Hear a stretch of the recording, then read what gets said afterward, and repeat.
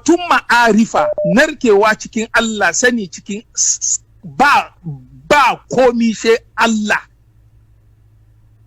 shin nike cewa abu ni da Elisha Ibrahim ya karantar, amma it doesn't mean that wasu ba su abusing shi. Anya abuse. Danwa ni yanzu ba kaga na baka dama kayi magana. Yanzu ina so in ja kafafuwanka duka in shiga da cikin wutan nan. Domin na barka waje ne kana ta hakan ga yanzu na so in shiga da ka cikin wannan wutan da kanshi domin wurin nan abin ya mu shiga kaga da ko muka shiga cikin wutan nan sai mu yi wasan wuta. Don kan Kebla FM ke na open discussion. Dan wannan husulin da ake yi nan, kai ka taba yi wani ko ba ka taba yi ba, ka yi husuli. Malam Fuad, na san question kamar su da tana neman yes or no. Ina kawo ka yanzu, kaga na bar kai maganan kawo, duniya mun baka lokaci afi kowane call so far. Ina ke ce maka na maka tambaya, usulin nan kayi usulin nan wani ko ba ka yi ba. Akwai abin da ake kira azkarul tarbiyya. Ni usulin na ce kayi usuli. Usulin sanin Allah. Kayi wannan abin. Ni ban yi ba. Amma usuli ba shi cikin tijaniya ne shi sa ba ka yi ba ne ko yana nan ne menene dalili abin da sa ba ka yi ba. Wannan shi is personal to me. No. Danwa kanka ina zuwa zikiri za baka kana yi da nafila. Danwa kai malami ne. Kanka. Danwa kai malami ne cikin tijaniya. Ni ban yi usuli ba shi nike. Me yasa matsayin ka ba tijani me yasa ba ka yi usulin nan ba. Ba shi cikin tijaniya ko na ciki. Shi baka son ka gane Allah. In aka ce tarika shi kaga jiya malami da ya baka difference. Usulin nan ba ka ce sani Allah ke na gane Allah ba. Sai na ce kai me ya hana ka yi baka son ka gane Allah ne. Tambana maka kenan. To ba ni ankuri minti guda explain kaina. Na'am. Jiya ya ce maka akwai tarika akwai faida ko? Faidan da kan shi ma wasu ma ba su yadda da ba da shi ba su bi ba. Na'am suna nan da yawa haka ne.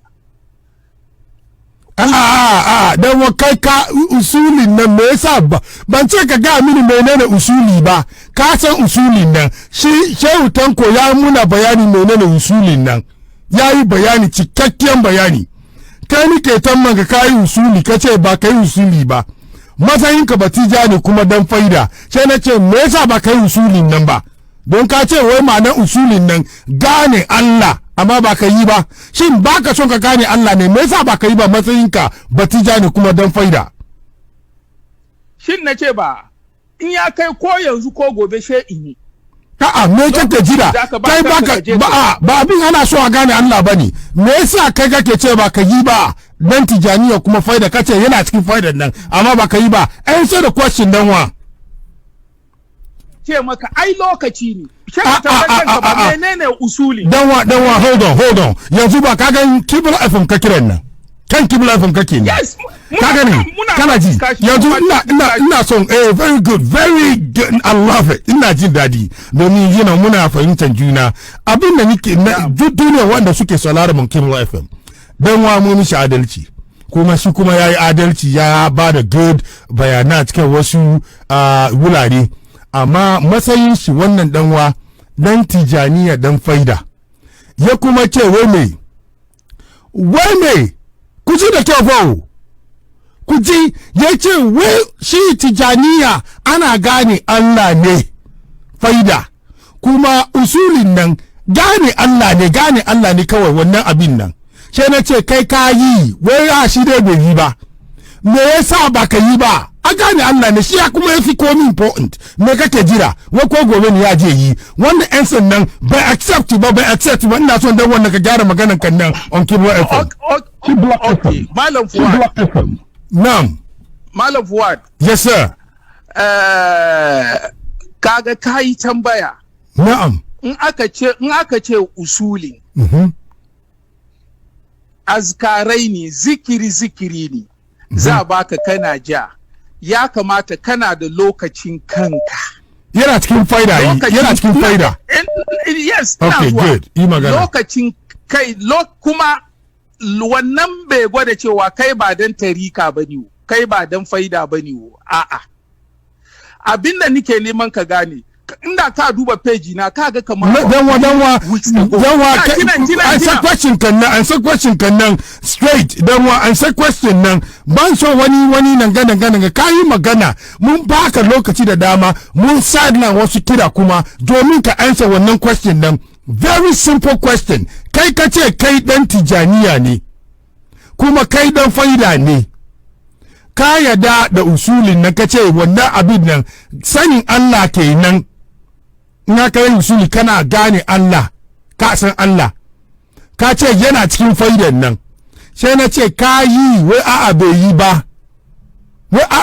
ba me yasa direct answer kamata ka bamu dan wa ina tson batunka amma direct answer kamata ka bamu mutane su me yasa ka ce da su ga manyan shahannan da yake ka kana samu da su etc dukkan su nan ba ka bar sun baka usuli nan me kake jira gane Allah nan akwai abin da yake yafi shi ko dai babu a'a Fuad jinan ya ankuri akwai abin da yake yafi gane Allah ko dai babu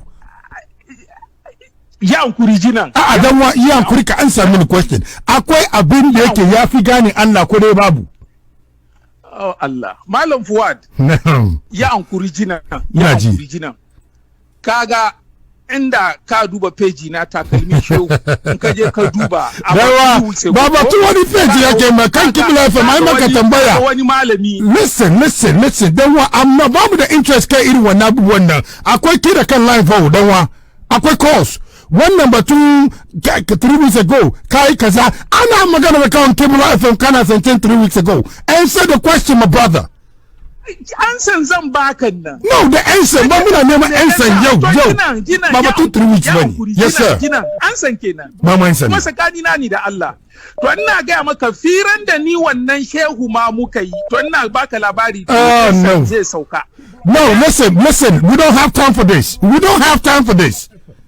no, we don't have time. Kagani, is it an advertisement or is it for you to answer the question? You know, answer the question. Mu baba tuwe kada wani show ku wani magana in 3 days ka yi kaza. Listen, ba shi ne tambayan ba. It's a yes or no. Wannan ina son batun dan wannan amma wannan ga baka prepare da wannan for wannan question ba. Baka shirya for wannan question nan badanwa ka answer wannan question nan tambaya da nayi maka answer question nan simple amma inda kake bin ga ka shiga nan ka fito nan ka shiga nan ka fito nan duk duniya ka gani wannan question ga it's a yes or no the reason oh blah blah blah blah blah my reason is because I'm still researching etc ka ba da wani magana amma dai 3 weeks ago nayi kaza in ka duba kuma in 2 days kuma kaza come on my brother on Cable FM kenan ka answer question na call back ka zo ka answer wannan question na